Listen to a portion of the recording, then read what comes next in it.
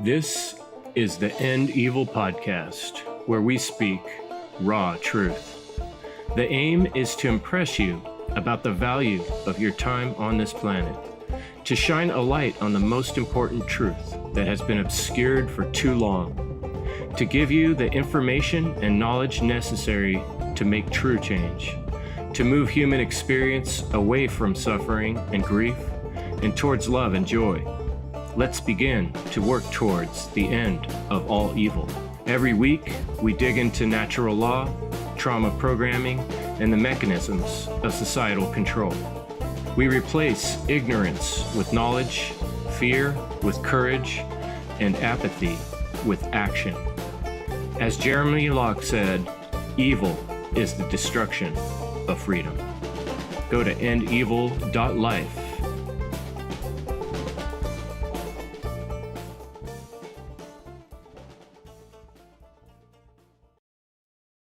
This book and this moment are urging you to pause. The book that changed my life. Are you ready to start your new life? Are you ready to awaken to the purpose and the passion that's been waiting inside of you all along? Check out endevil.life. Evil is the destruction of freedom. So, natural law is a set of universal, inherent, objective, non-man-made, eternal, and immutable conditions which govern the consequences of behavior of beings with the capacity for understanding the difference between harmful and non-harmful behavior. Funl 5, a free 2-day online conference. Ignite hearts and minds. The event that will spark truth, love, and freedom.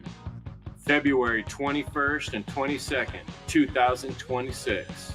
For more information, visit freedomundernaturallaw.com.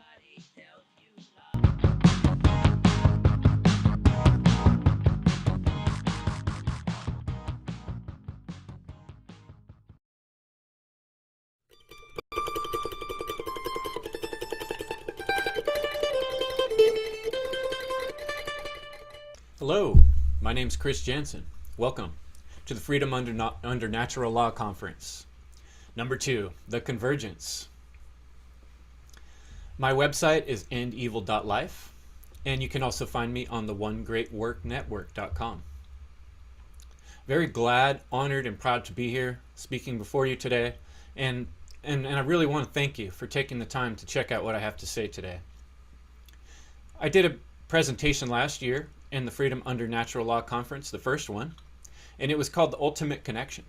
Ultimate Connection was all about our connection to God, to reality itself. And there is quite a bit to be discussed there, and I would recommend going to freedomundernaturallaw.com and scrolling and finding my last year's presentation when you get an opportunity, because it's really good information to lead up to what I'm going to talk about today. Today's presentation is really aimed for a pretty specific audience.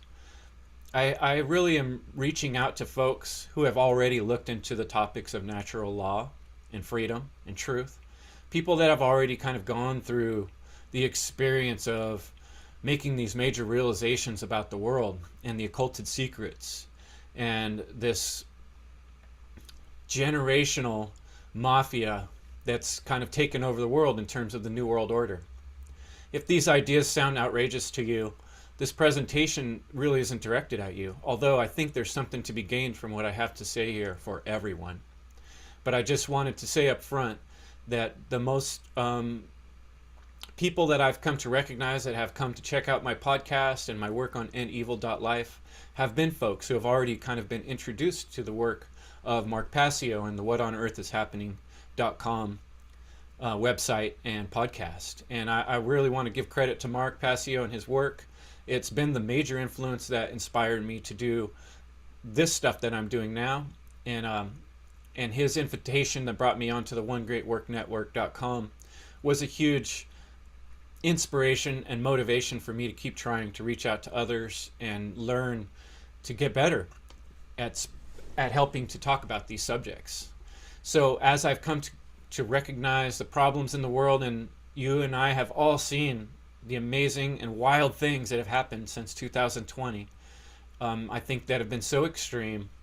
It has really opened a lot of people's eyes to the extent of the tyranny and how embedded in our world the evildoers are at this point.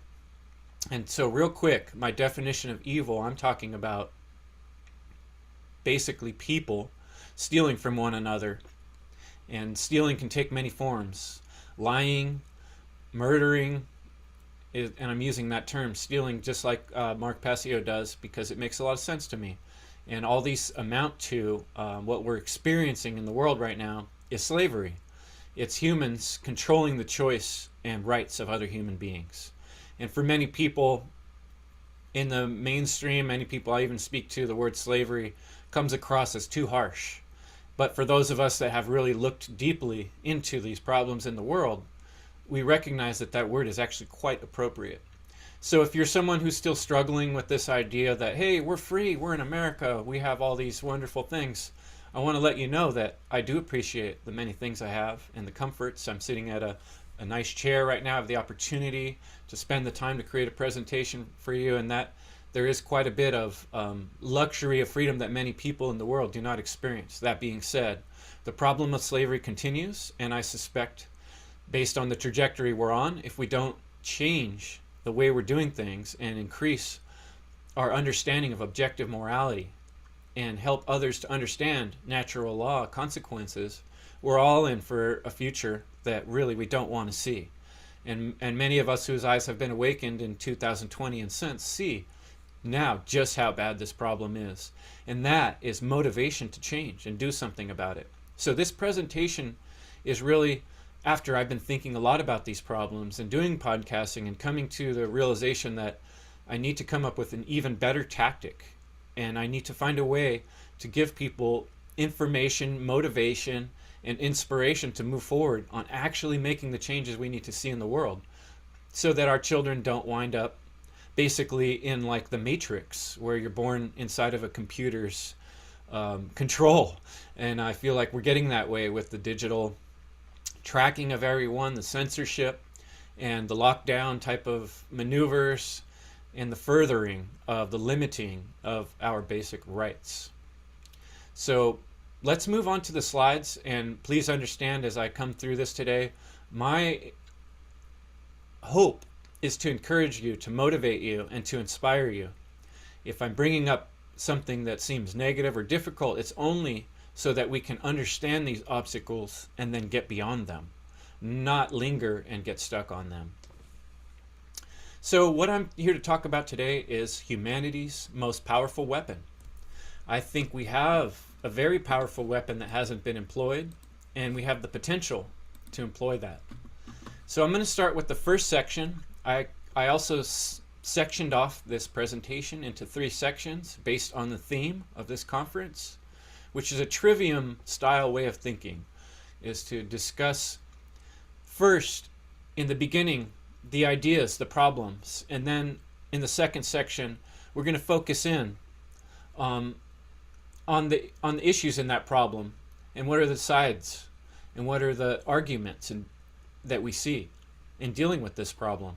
And then the third section is about the solutions and the action-oriented aspect of this journey that we're on. Those of us who care about freedom, those of us who care about truth, and those of us who have come to this understanding of natural law being the principle that we need to recognize in this world. So my first slide I'd like to share with you today is one that's kind of a leftover from my last presentation I did on endevil.life before I took a break from podcasting. And it was sort of a primer, a warm-up to this presentation I want to give you now. And I am pointing out here that there is inactivated potential within all of us. Everyone here today are people that do care about freedom, I hope, and that do care about truth, and do care about exposing what really matters and teaching the next generations coming forward the importance of respecting one another's right to self-defense, one of another's right to choose whether we want to do something or not with our own body and our own mind. And really what this takes is us putting our energy together. Even if we have our own individual views, we can still all put hands together and unite when it really comes down to something important. And ultimately, that's the only way that we're going to deal with this problem with humanity, is working together. So this presentation is really to inspire, motivate you, the listener, to work on combining your energy with other people of like minds and forming groups, teams, tribes, whatever you want to do, word you want to use. Maybe starting off with one other person, forming connections, and then working together and learning to coordinate our energy and cooperate until we can make powerful difference in the world, just as the evildoers have. So we need to learn in some ways from other people and other things in the world. So what I'm going to bring forward in this first section are some examples of basically teamwork is a good thing. And so many of us have trouble recognizing this truth. That teamwork not only is a good thing, but it is crucial to the advancement of freedom for humanity. So let's check out this quick little video here.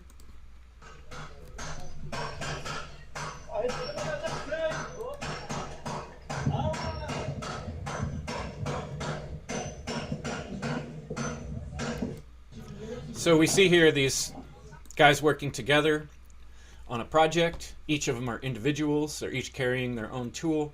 And yet when they work together, dangerous tools, no doubt, but they're managed to be doing it in a very coordinated manner. And they're all saving energy and they're all saving time. I would suspect one of these guys could not show up to work one day and the other ones would still know what to do. And they would still be able to pound in the stakes. So this is a good example and inspiration for all of us that things can be done better in teams and groups when we're coordinated and when we're on the same page.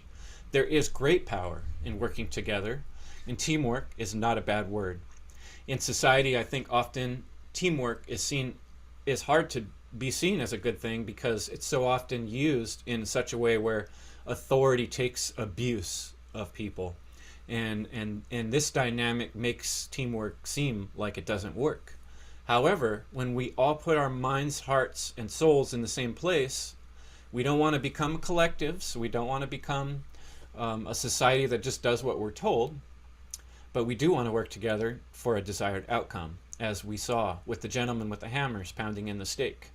And we also see many examples in nature, and that's something I'm going to repeat in this presentation, have you look and think about the symbols and the teachings of nature. As I pointed out in my presentation last year, I see nature as the living Bible, and it offers many lessons for us so that we can learn from the examples of nature. Although we're different from bees, we see how bees work together, and it's very incredible the technical skills that they employ and the way they're able to do things as a group, defend themselves, create honey.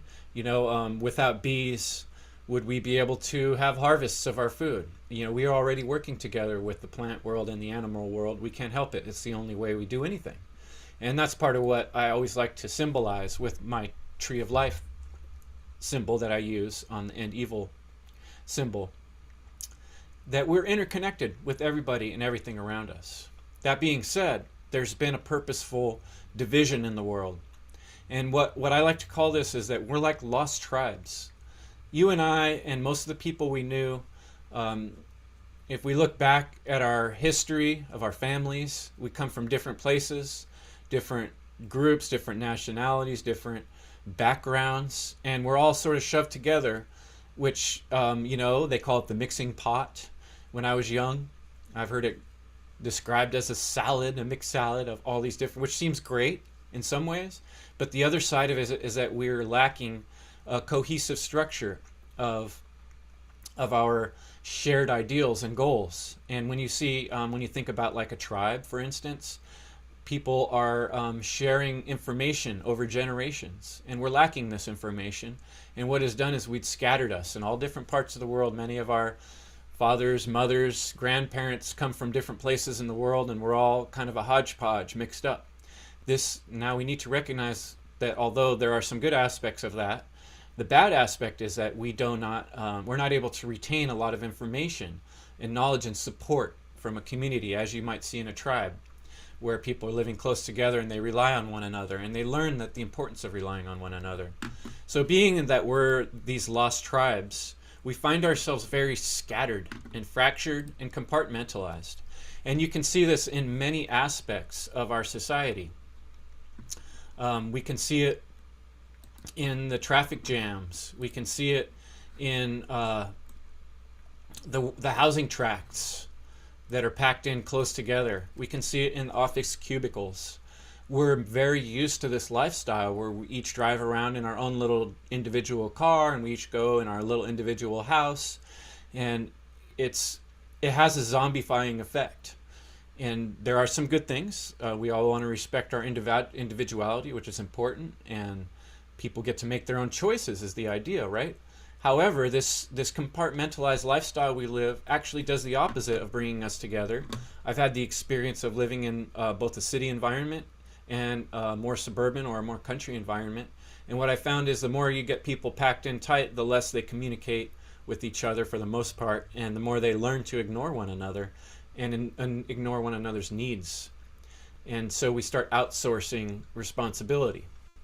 So this fractured, compartmentalized aspect has been done great damage, and it's part of this problem I'm describing with the tribes of the world being lost and scattered and not having unity in purpose or unity in belief and understanding of what's going on in the world, and not sharing with each other the stories of our ancestors.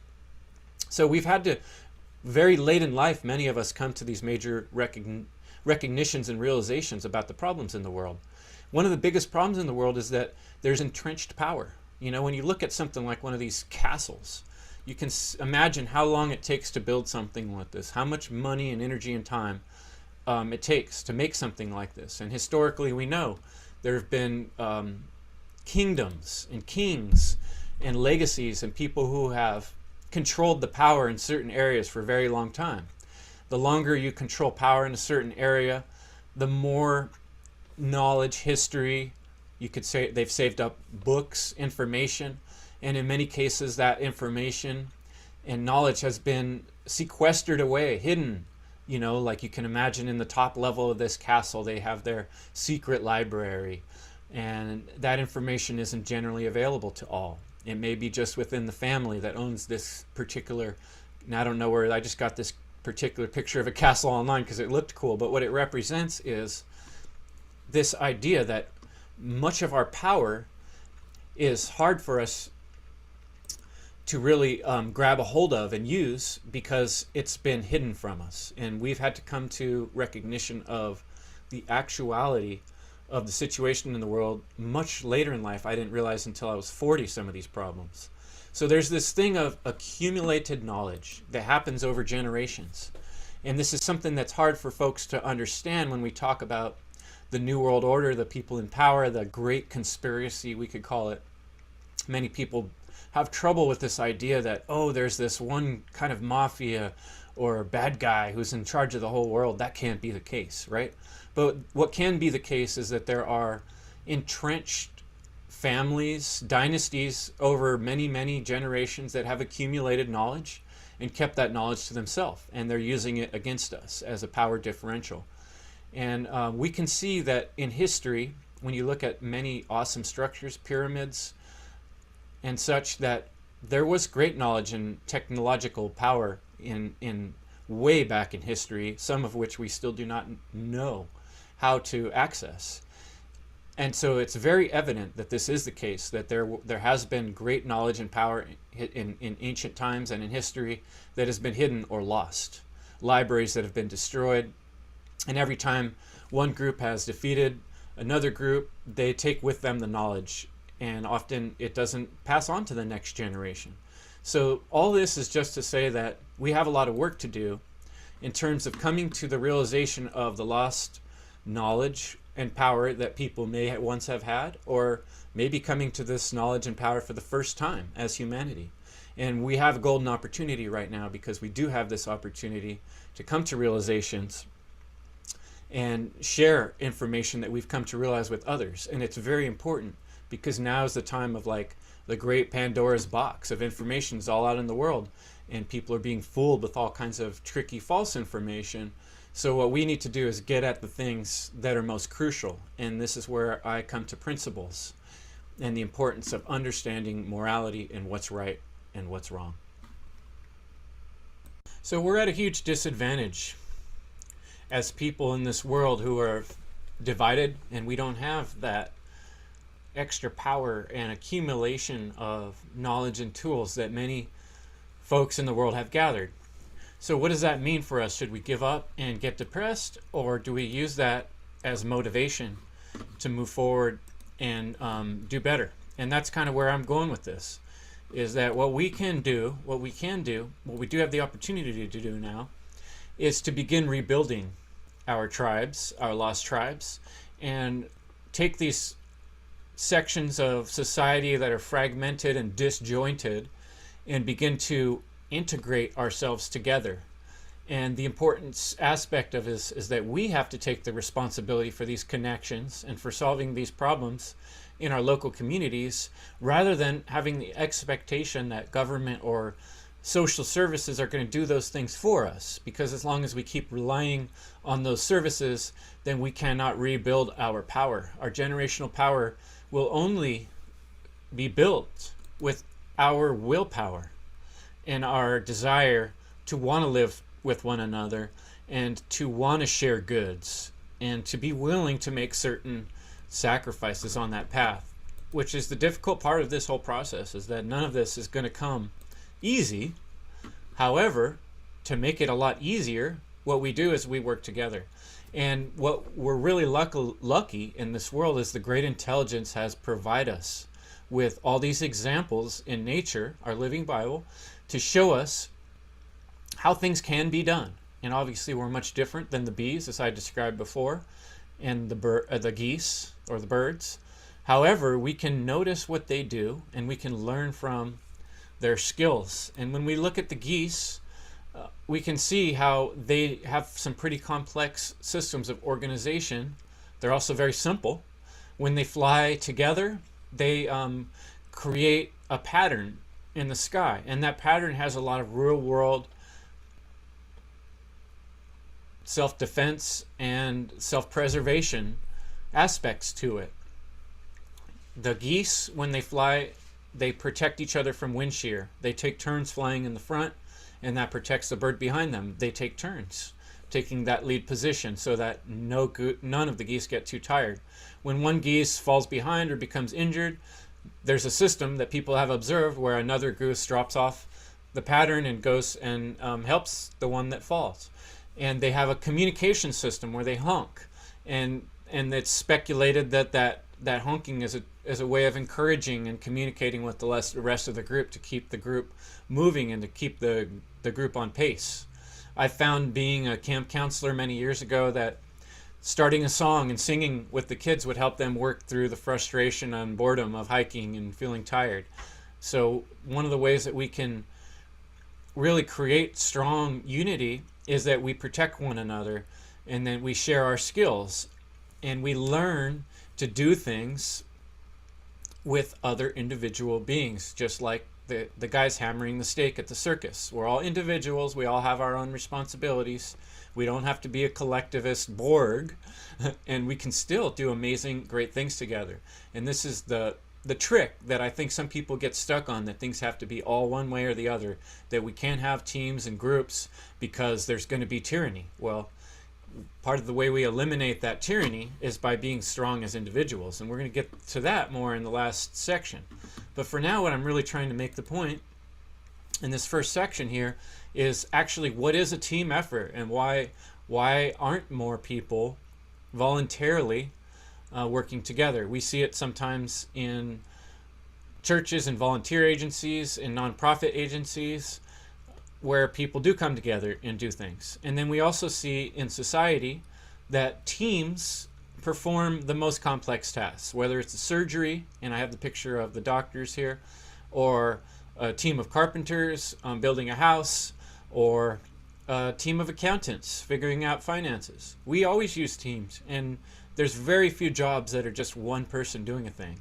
Most things require a group of people who all have the same understanding of the tools and the processes involved to varying degrees, and they all play their part, and that's what creates a cohesive whole. So we need to translate this way of doing things into the freedom movement, into the truth movement, into those of us that are teaching natural law. And I'm seeing this in some of our other presenters and workers, like we're doing here in the Funl conference. We're coming together, we're converging to bring information from many points of view to make it have a stronger impact. And I see other people on the One Great Work Network trying to combine with each other and do interviews together. We need to move this forward, this process of coordination. It starts with making a connection with one other human being, and then from there we can build. But we can look at examples of nature and examples of things we actually do in nature, in society, to see that we do need multiple people. We're not a solitary species. We're not just, there's not just one ant, you know, and we're all alone out there. We're not alone. We're tied together with all the people around us, and the decisions and the choices people make around us affect us, and there's no way to completely escape that in this realm. It's just the way things are. So what that comes down to is, how do we be peaceful and how do we make change? Well, we have to recognize this aspect of reality, that we are interconnected with each other and we're interconnected with nature. And what nature teaches us is that it is possible to cooperate, and we can see that very clearly. Like I'm saying, if we look at the amazing things that bees do, or the amazing thing that ants do, or the amazing thing that geese do, obviously we're much different. We have a more complex brain. We're able to reason on another level. We have the prefrontal neocortex, which allows for some capabilities that bees and ants don't have. So that should allow us to do what they're doing and more. However, we look at bees or ants, and they seem to be outperforming those of us who care about freedom and those who care about love, because we, in the world, we're being owned and guided by evildoers who are doing terrible things to children and practicing human slavery and trading humans and putting most resources into psychological mind control. So how do we work against this tide? Is we recognize the power of nature and the power of what we can do to work together the way that nature does. There's another little clip I'm going to share with you. I'm going to play this clip at fast speed because it's kind of a long one, but it really exemplifies what I'm talking about. Let me make you full screen so you can check this out. This is called Balance. You can look it up yourself. It's an animated short. I'm going to kind of go through it a little fast. We have these guys standing on this platform, what seems to be in the middle of space. Every time one guy moves, everybody else on the platform has to sort of readjust, right? And they're doing this fishing thing. I'll move it forward a little bit. And they pull this box up, right? Now, this is the part I'm going to let it play a little bit because it's kind of neat how they did this in this animation, where every time one person moves, everybody else has to move. You know, they don't want to lose this treasure, and they've already recognized, by virtue of the world they live in, that every time one person makes a movement, it affects everybody else. Okay?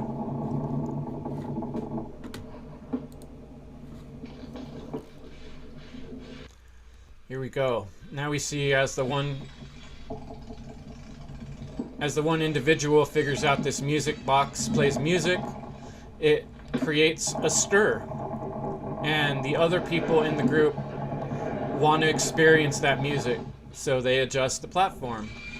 And then this process goes on, and throughout the rest of the film, what you see is it becomes a bit of a fight, right? They start to argue over this box, and little by little, people start getting knocked off the platform. So the selfishness of the one overrules the peace of the many. And in the end of this clip, everybody falls off the platform, and it gets down just to the one last guy who's left there with the box that he cannot reach or touch without losing his own self. So this is a very symbolic of the problem. And I think I've done a good job here of describing the problem that we all face in this world, that selfishness and people wanting their own individual thing has caused problems where we've pushed other people aside, or we ignore the needs of the many and the way that we affect others. And really, this is the heart of what the teaching of natural law is about, is understanding that the things we do affect others and the things others do affect us. And that's part of the reality we live in, and it cannot be escaped. You know, it's the same in that clip as falling off the edge of the world, the edge of the plane of existence, right? We stop being able to exist. So let's look at focus. Let's focus in now. We know the problem. People aren't working together well. They're not respecting individual choice on the one hand, and then on the other hand, individuals aren't taking that responsibility in order to have the group progress, right? And we're being owned by people that have power. So what do we do about it? Well, I'm going to give you some examples, and we're going to discuss in this section things we can do and examples of the way things are done and the way these problems can be solved. And so I look to the Amish community. Very interesting video clip here where you see a call went out to the Amish people. Within a couple days, hundreds of people show up, and they're able to put together a barn in a matter of days. I think they can put together one of these huge barns in 2 days or less. And doing it all without power and without vehicles, using horse and buggies and hand power. And then they have their own families helping make the food, and everybody knows what their job is, and those who don't are taught by the others in the group, and they all share similar values and morals and work ethic. And so they're able to accomplish a seemingly impossible and amazing task that most of society is not able to do at all. Why is that? You know, this is the crux of the problem. Why, you know, these groups like the Amish are able to complete things that the rest of us are not able to do. So how do we, you know, obviously we don't want to force dogma on one another. Many of us don't want to wear the same clothes as everyone else, and you know, I mean, it'd be pretty hard for most people to give up their electronics. I'm not saying to go join the Amish and become an Amish person. Just like I'm saying we don't need to try to be exactly like the bees or the geese. Obviously, we can't fly or make honey. But what we can do is learn from the examples of nature, and we can learn from these examples of people that have done powerful things in the world and accomplished pretty amazing tasks. So what is the actual thing that the Amish have that's so powerful? And I'm going to point out that it's the currency of trust. This is worth more than money. This is worth more than most weapons you could own, is being able to trust people and having people trust you. Ultimately, if things break down in society, if things get worse on the physical plane, this is going to be the most important thing you have, is being able to trust people and knowing people that trust you, so you're able to share energy and exchange goods. None of us are going to be able to come across every good we need all by ourselves.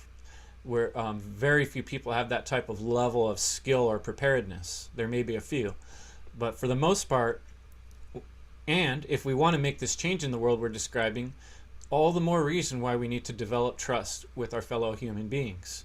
And I think it makes sense to start with people that have the similar core values and similar understandings of what's going on in the world, so that we can focus and tackle those problems together. It's going to be very difficult with people that don't share the same understanding of what the problem really is, which is this corruption of authority and this misunderstanding of how our rights are supposed to work and what rights are inherent. So how do we actually do things without authority? Many people think it's impossible. When I talk about the concept of anarchy, to live with no,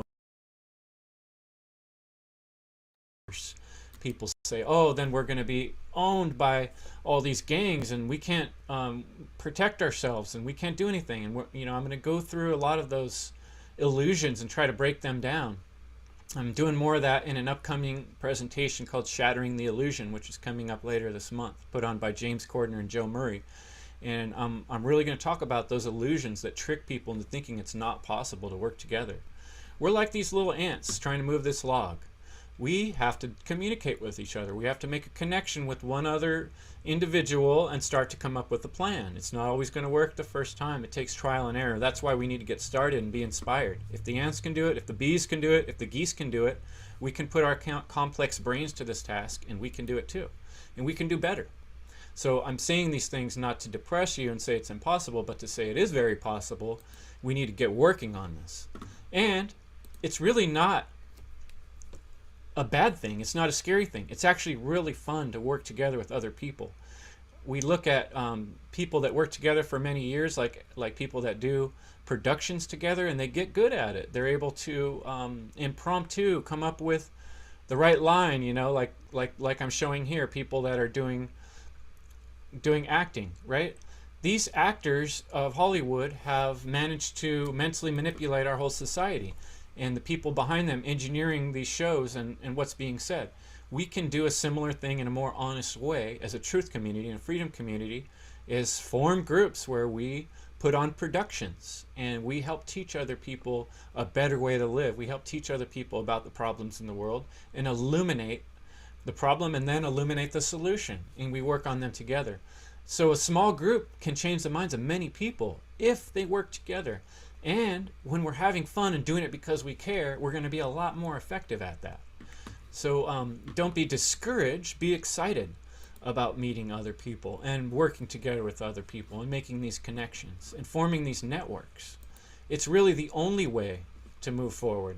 When we look in the world at things that have happened in the past, whether it be wars or new borders or things being formed, evildoers have done an excellent job of working together and forming tight groups that can be dropped into a place and take it over very quickly. And they're doing things in an evil way in many times. However, we can take some lessons from their methods of organization and training and preparedness. We can do these things by choice and without force, and in the manner of self-defense, and learn how, as groups, as teams, to work similar, to learn from what militaries have done. You know, there are a lot of aspects that they do, for instance, training, right? Training, working together and working with the tools.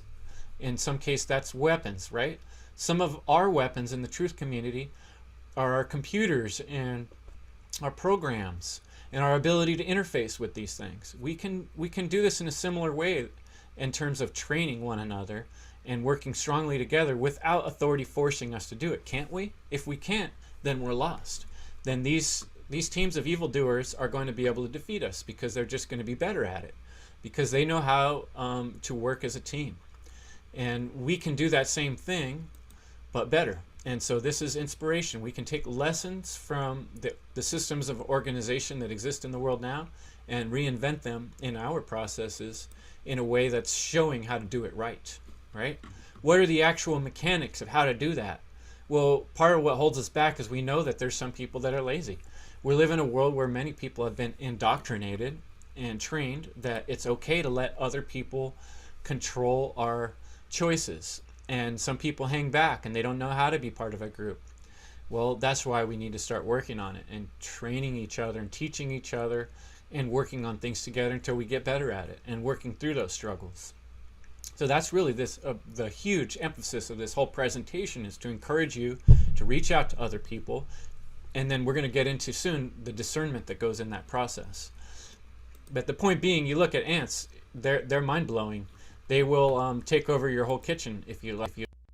And they don't seem to have the type of brains that we do, so we should be able to do better. So we can work out these details. We're smart. We have the ability. And if we don't, what's going to happen is we're going to be further divided and we're going to fall. And we can look at the technological power of the powers that be in the world, the governments, the systems in place now, and they have an incredible advantage over individuals. And that's because we're not united and because we don't know how to act as a group. And like you can see when people are flying these planes, it takes a lot of training, I'm sure, to fly planes in a formation like the geese, right? But if they're able to do that, it's very powerful. So what if we're able to follow this allegory, this metaphor, and use this in our systems of teaching natural law, of helping other people understand the importance of freedom and the importance of understanding inherent rights, right? And the definition of what natural law is and how it plays into our life. We're not going to be able to do this just by one person doing it alone. And obviously there are more than one person now. You can see all of us here coming together for this conference. But this is the beginning. Now I want to encourage all of you to go out and do similar things. Reach out to someone else in the community. This is called networking. And there's a natural energy exchange that happens in networking. I like the picture of the fish because it sort of shows there's a self-defense aspect here. When fish swim together in a group like this in a school, they protect one another. You know, the sharks might be able to eat a few fish on the outside, but they can't get them all, right? And the fish also hunt like this, and this is how they catch the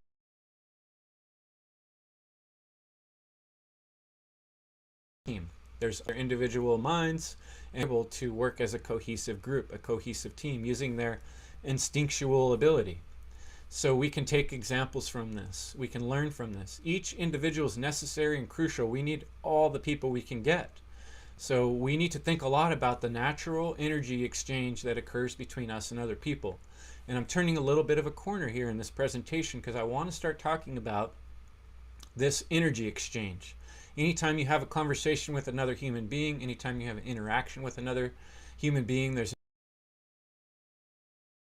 exchange. Some people are what I would call energy vampires. They go out in the world and they try to suck other people's energy. They're heavily critical. You know, you can tell after you spend some time with somebody who's draining your energy, you time and energy into a person that just sucks all your energy.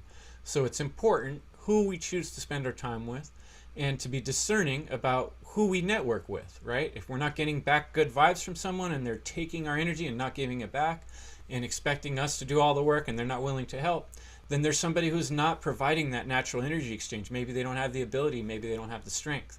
However, what we need to do is build ourselves up to where we have this emotional strength and capabilities to give a fair energy exchange with people and balance, right? When someone gives you something, you give something back as much as you can.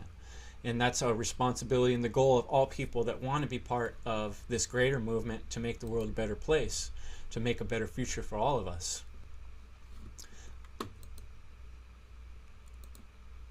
So this is the importance of networking, building a network. Building a network happens through trust. Like I said, the currency of trust. How do we build trust with other human beings? Well, it starts with communication. When you first make a connection with another human being, then you start communicating. You go back and forth. And when that person communicates back with you and you communicate back with them, you build a little bit of trust, right? And then over time, as you go through things together, maybe you have to have a little bit of a disagreement. If you're able to get through a disagreement or a little trauma with somebody, it builds even more trust and it makes the bond even stronger. If a little disagreement or argument completely splits people apart and they allow their emotions to get in between, then they don't have that opportunity to build that shared trust. So that's up to each of us to have the personal strength and skills to pursue a relationship, to keep trying, even though it gets a little difficult sometimes. And if you work through things and somebody else keeps putting out that arm of support, then you know you have someone who's worthwhile to be with. If someone else does not help you when you need help, it makes you wonder, are they somebody that you really want to trust, right? Were they there for you when you needed them? I'm not saying you only give people one opportunity, but we need to be discerning with people. And we want to build trust with the people that are deserving and that actually are there for us. So it's important that we are somebody who puts our arm out to help other people and help them through trauma when they're having a hard time, so that then they can reciprocate when we need them. And many of us get burned in life and we start losing the want and the ability and the need to help others. And so what we need to do is work through that trauma and recognize that, you know, we all have brain damage. We all have problems. We've all lived in this society where we've watched this Hollywood crap for years and we've been inundated with these religions and this religion of politics and government. and these ideas that are toxic. And it's been thought out in think tanks. It's been thought out with social engineering as many ways to inhibit our growth, right? We've been inhibited chemically. There's chemicals going into our water, our food supply, GMOs, radiation coming from devices. We have off-gassing of chemicals coming from plastics, carpets, things all around us. We have chemicals being sprayed into the sky in the form of geoengineering and chemtrails. We have all kinds of toxic chemicals, stuff they spray on food, right? To kill bugs, supposedly. And so many of us actually have physical brain damage. I think probably all of us to an extent, including myself.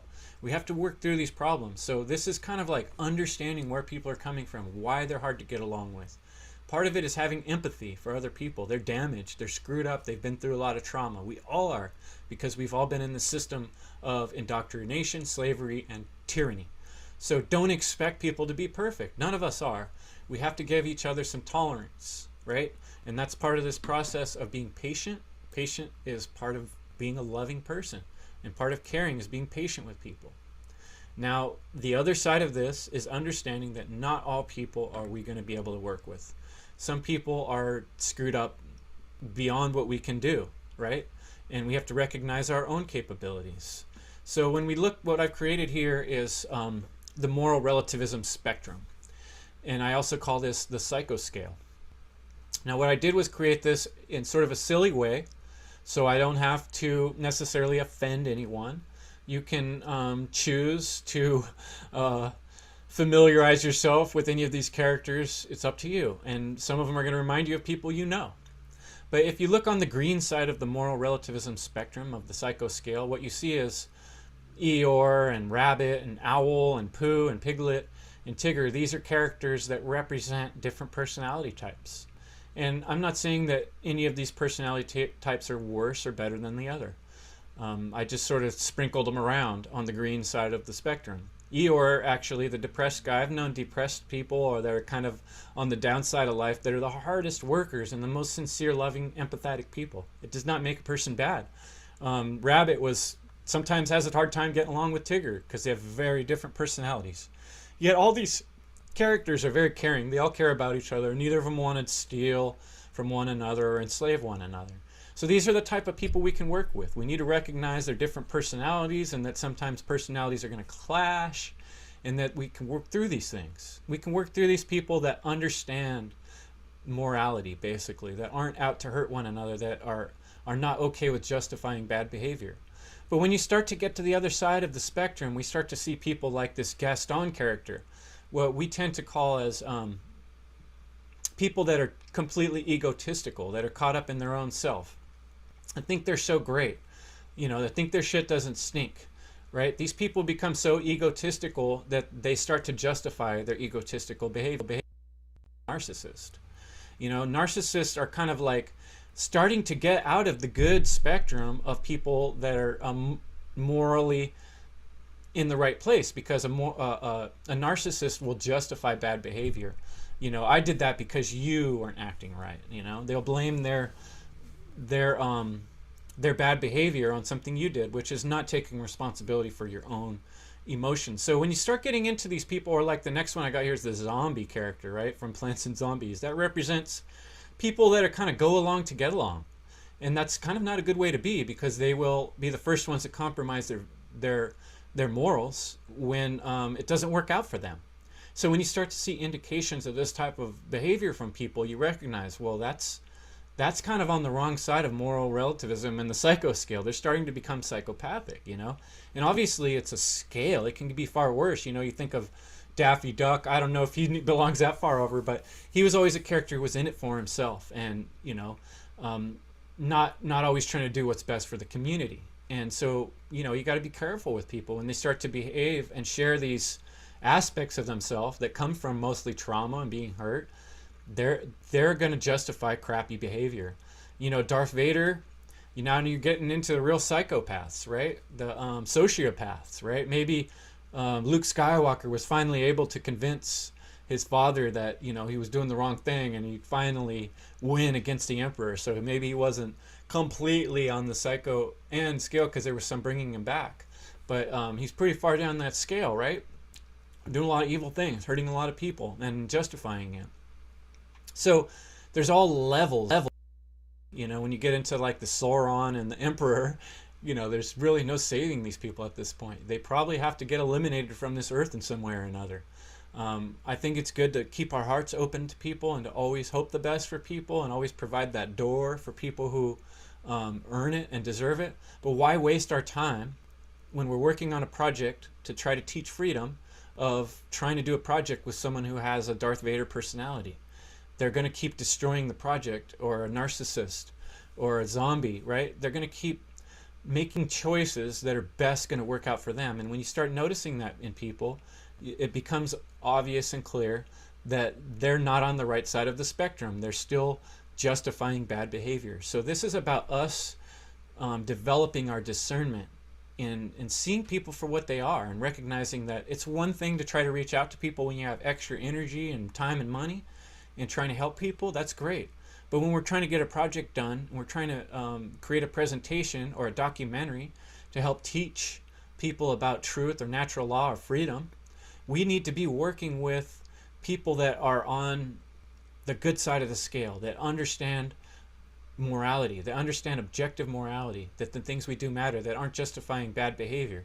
So these are the people we want to seek out and work with and make connections with, that we're going to be able to build that trust because, like I said before, we share those core values. So keep this silly picture in your head when you meet people and when you reach out to people, when you start to take these next steps in making connections, and consider, are these people you're talking to making actions and saying things that are moral, or are they justifying bad behavior? And this will help you discern, not wasting your time and energy and getting burned again by people that make you feel like you can't team up or combine your efforts with other people. Many of us have been traumatized by past relationships and experiences. And that's partly because we're dealing with people that have been traumatized, like I said, brain damage, through all these systems and all these cultural problems we have in the systems of slavery that are creating masses of people that are Daffy Ducks, zombies, Garth Stalins, and emperors, right? And those are people that can be very hard to convince of truth. Maybe they'll learn on their own sometime. But where we're concentrating, we're looking for the Tiggers, the Piglets, the Poos, the Eeyores, people we can work with. And then even with them, it's going to be difficult. We're going to have to work with their different personalities, right? And that's not always easy. It takes a lot of effort. And that's what we're going to start talking about in this next section, is how do we actually do that? How do we actually get through these problems? And, you know, I wanted to point out that, you know, we can make one of these slides for each of these personalities. There's many different personalities, and it's important to learn about personalities and how people act. But basically, generally, we're looking for people that kind of have more like the Pooh personality. They exemplify patience and calmness. They show that they're caring people. They prove it by their deeds and their actions. They're curious. They're fun-loving. They want to learn. You know, learning is fun. Like I said with the actors, when we work together, it is fun, right?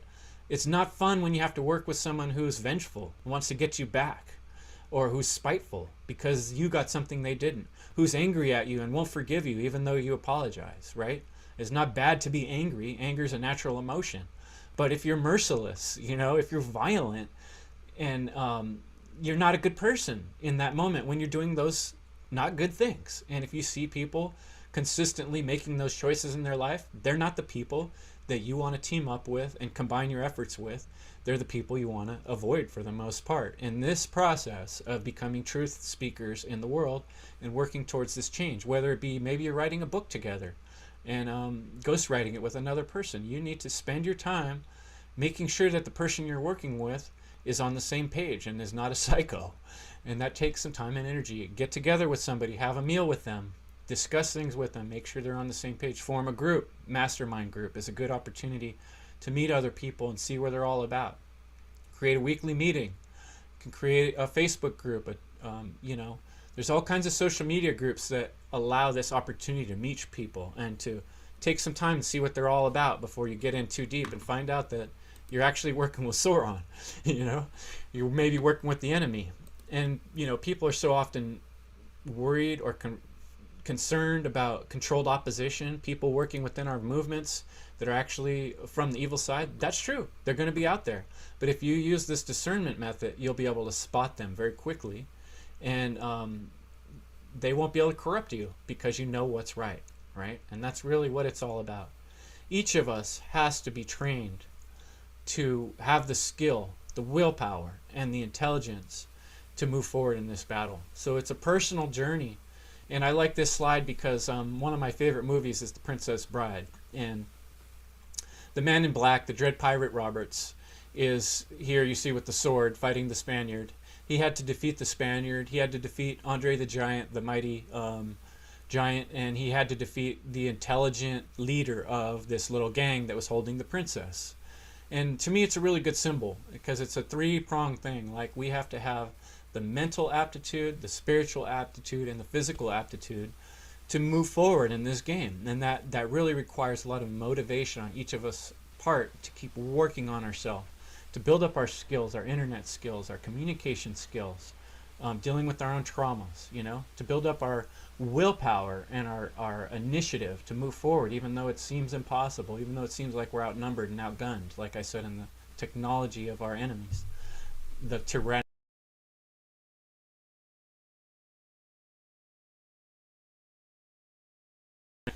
Both the left and the right brained things for what they are.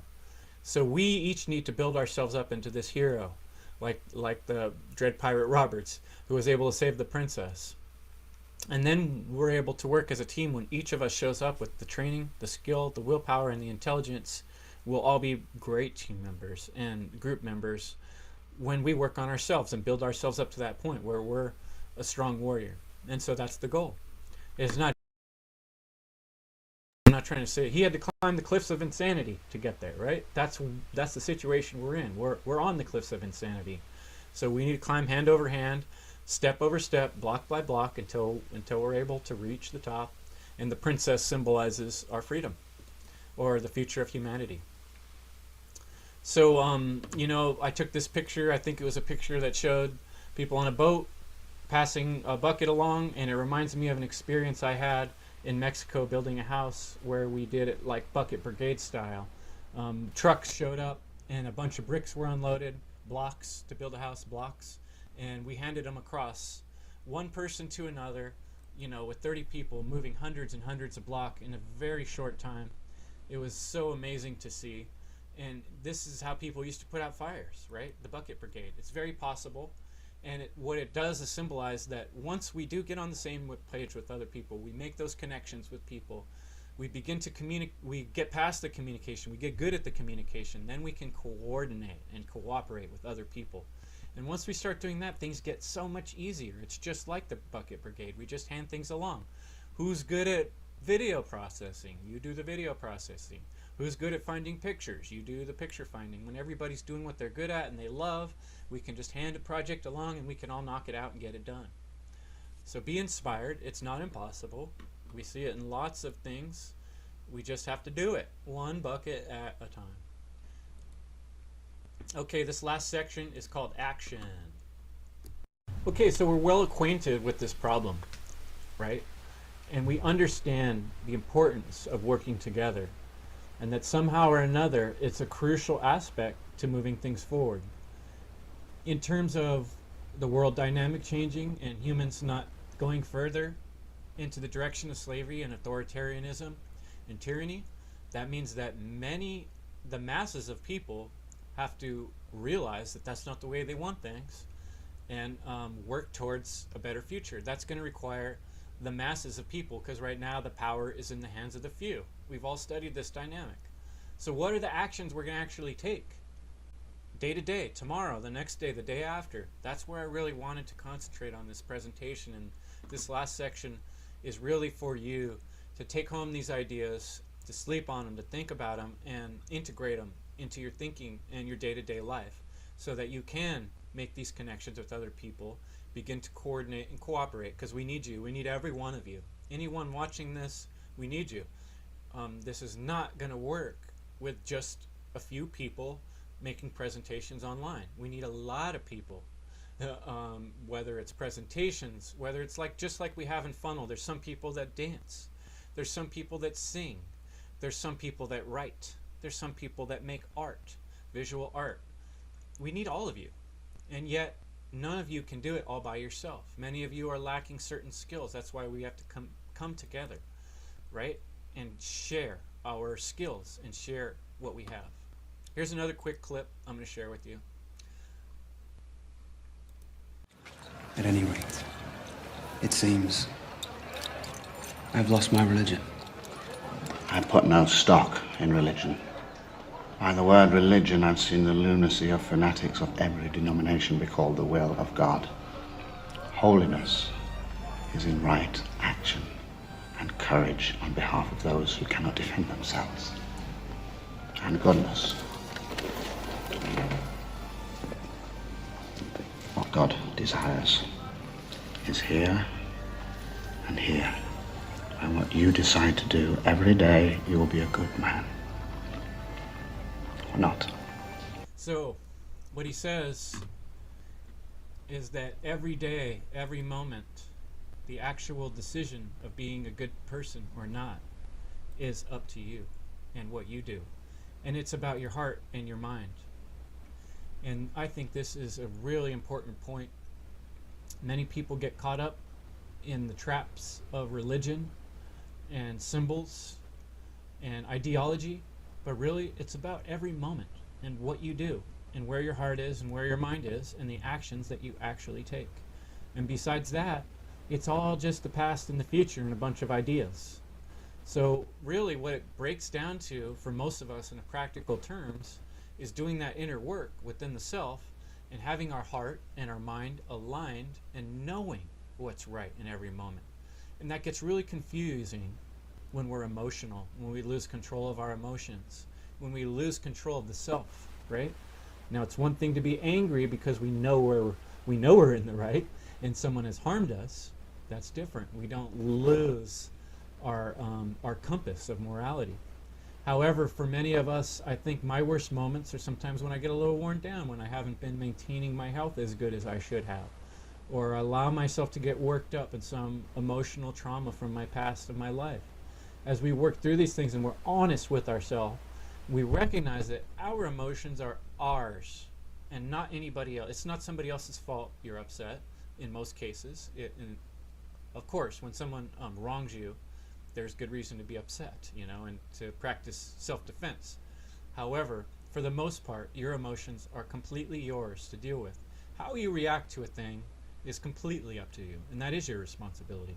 And when we take this bull by the horns, other people notice that we have done the inner work and that we're not lying to ourselves and that we're able to apologize when we make a mistake, or we're able to see where someone's coming from and show empathy when we need to.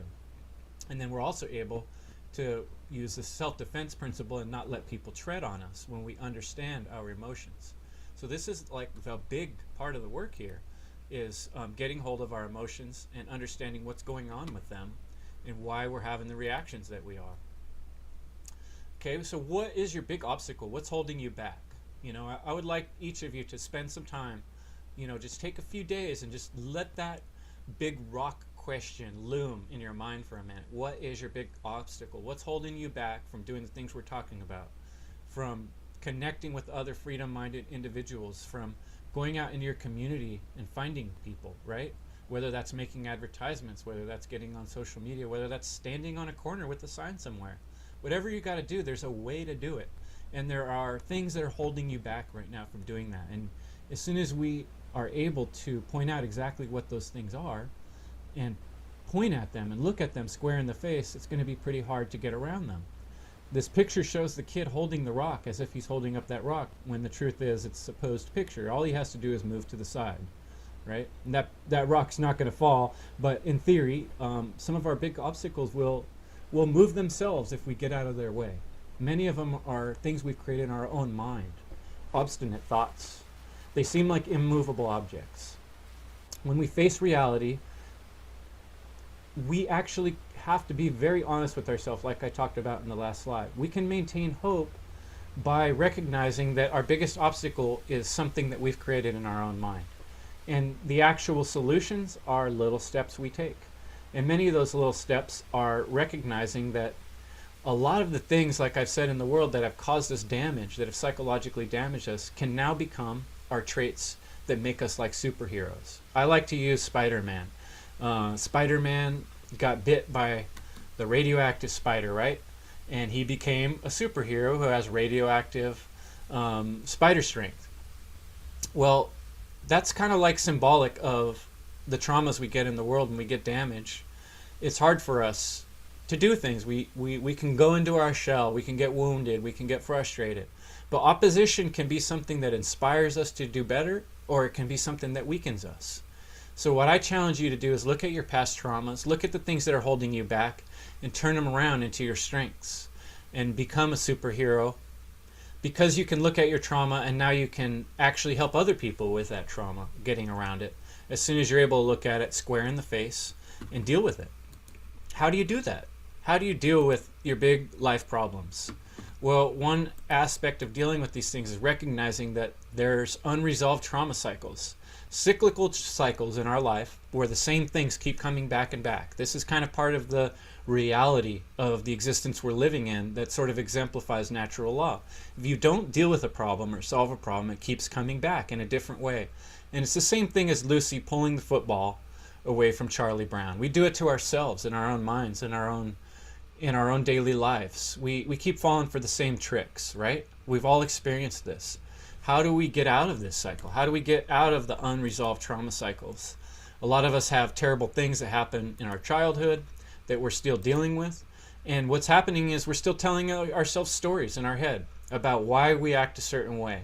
We're still making up these stories. Well, I was so traumatized that now I have to keep drinking a ridiculous amount of alcohol every day to feel better.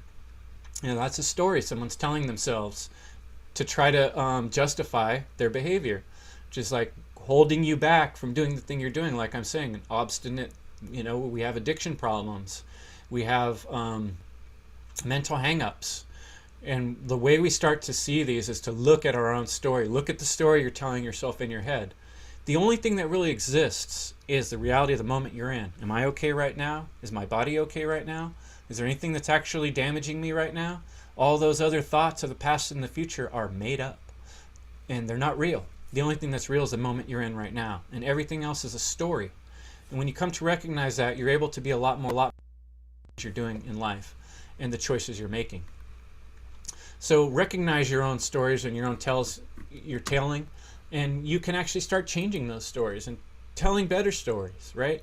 Tell yourself you're doing great, self. Yeah, you made some mistakes in the past, but we're trying, we're getting it. You got to encourage yourself. You got to bring yourself up. And that's partly listening to the own narrative going in your own mind, and that's part of your own obstacles. I know many of us are hard on ourselves, but really so often the root of the problem, where these things come from, are things that happen much younger in our life. We've been traumatized. For me, one of them was school.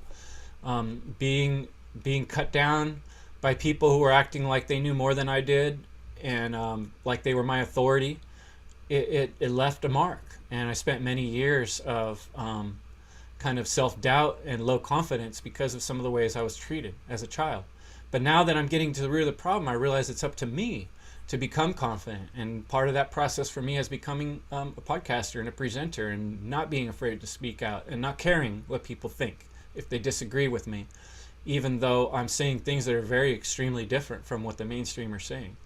And part of that is doing the self-work. It's looking back in your own life and getting to the root of the problem. And you can do this if you concentrate on it, if you take the time to do it, and if you need to, reach out and get some help from somebody who cares or who's experienced. Another presenter in the Funl conference is Leslie Powers, an excellent therapist, someone that you might want to reach out to, like her, similar to her, that have that ability to help with problems. And I'm not sure that you know somebody, but if you seek somebody, you will find somebody, right? And you ask, you look for help, knock, and the door will be opened. It takes initiative, willpower, like I said in the past, to get to the root of your own problems. And it's work, just like everything else. And it might have to be done before you can make this transition to be working on a team that's working for freedom and creating presentations and documentaries. You might have to do some of your self-work before you're able to really work effectively with other people. Others of you are ready to go. You've been doing this self-work. You know the problems, and the only thing holding you back is that push, that drive, removing that obstacle. If you're having a lot of mood problems, maybe you're like I was saying, one of these Eeyore people that just kind of have a down personality. There's great cures for mood problems. Exercise, friendship, getting out in nature always helps me when I'm in a bad mood. Vigorous exercise is one of the best cures for anxiety and depression. And I've experienced a lot of anxiety and depression, trust me. Having a regular exercise routine, having walks you go on, having music you listen to, and people you talk to are crucial to get through these problems that we're all going to face, and some of us more than others. And then also the will to want to do it, the will to not keep getting stuck in that same cycle you've been stuck in, the focus, keep yourself on track, have somebody you check in with every week or every other day if you need to help get you back on the straight and narrow. If you're stuck in your addiction problems, you might have to seek help with people that have been through it. I had a great talk with Jonathan Wright, a member on the One Great Work Network, who dealt with a lot of issues with addiction in the past. He's somebody you might want to discuss that with, somebody who's been through it, right? They can give you the advice and tips you need to get through those problems. It takes will. And then overall, the number one thing is being grateful and thankful. And this universe has given you a wonderful gift of life, an opportunity to be a hero in this time of great tumultuous change in the world. This is a gift. It's an opportunity for you to be thankful for and appreciate. The opportunity to be a hero, the opportunity to be a freedom fighter is right in front of you. It's the door is open.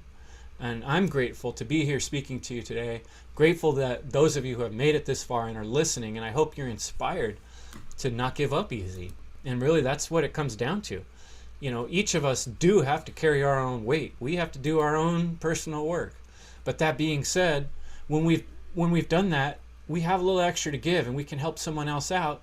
That's how we change that cyclical cycle of the individual getting beat up over and over. By groups working together. Look at these ants. They can carry many times their weight, and most of us can do the same. There's plenty to go around. In a community where most people are giving, there can be a few people that are slacking, and we can make up the difference. Right now we have a society where the majority are slacking and not doing their job and not taking responsibility for their own emotions even, much less their responsibilities in life, right? So we need to start with these simple things. If you have extra to give, be generous by all means. You only live one life. Do you want to die being a miser with lots of money in your bank account? How's that going to matter when you cross over? Do you think you're going to be, who knows what happens after this life? But I'm thinking everything matters, folks, and I'm pretty sure that it does from all the stories I've read and heard about people that have had experiences after death. There is a reckoning when you die. So this moment is your gift from the universe. And so much of our problems, like I was saying, the obstacles that we create for ourselves has to do with the perspective we're looking at it from. And that's why it's so important to have other people in your life and to build communities and be part of networks. Because sometimes we get stuck in our own heads and we see things with our own visors and our own little narrow viewpoint. And when we talk to other people, I hate it when I touch the mic, and we get other people's opinions on things, it gives us perspective and it gives us ideas we wouldn't have had other. And when we put our ideas together and we combined our thoughts, that's part of the wonder of having a conference like this. Hearing all these different points of views and perspectives, we can take the best from each and we get this new perspective that we didn't have. And that's part of reality, and that's part of why we are individuals that are interconnected in this universe, right? That's part of the purpose and the intelligence behind all of this. So get perspective on the situation. Get out of your own head. It's not doing you any good just being alone in your own apartment, in your own room, on your own computer. It's going to take other perspectives and points of views, besides just watching people's videos, interacting with people, right? You see the people on the lake here rowing, or the ocean on these rowboats. It takes everybody synchronized, making the same movement at the same time. That doesn't mean they don't have individual choice. That doesn't mean they can't get out of the boat when they want. You know, everybody has individual choice, but we are kind of on a boat right now because we're surrounded with problems in the world that will drown us. And so what we need to do is form groups that are all rowing in the same direction at the same time towards freedom, towards truth. And this is just a slide to inspire you and encourage you that that's the way things get done, folks. We got to rise up to the next level. We got to recognize that we're not alone. We're like the geese.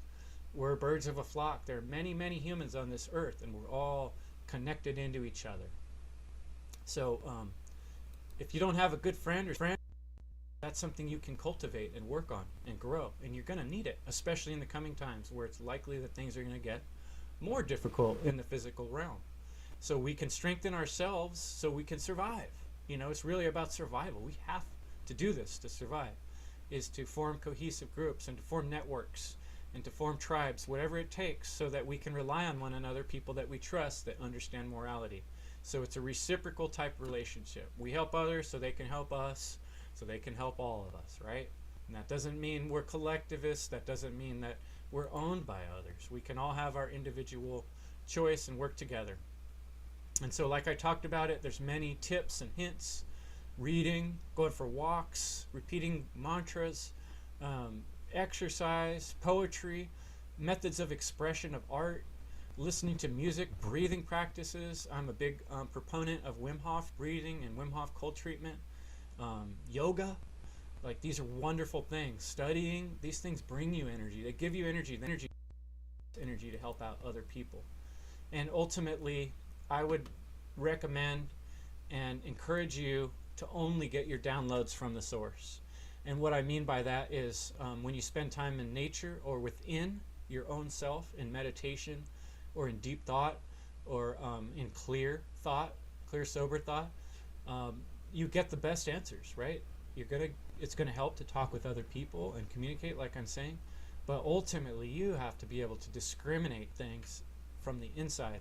And when you can connect to the greater whole, the all, the great intelligence, then you can receive the best answers. And I have something I've talked about in many episodes before, which is what I call the 3-day process of asking a question to the universe, to the God, to all, inside of your own mind, inside of your own heart and soul, honestly, and giving it some time. And you'll see around you, little answers will pop up here and there. It's just like knocking, the door will open, ask, and the answers will come. Get your downloads from the source, not from the media, not from other people. I mean, you want to listen to other people, but ultimately you have to be able to decide and what's right.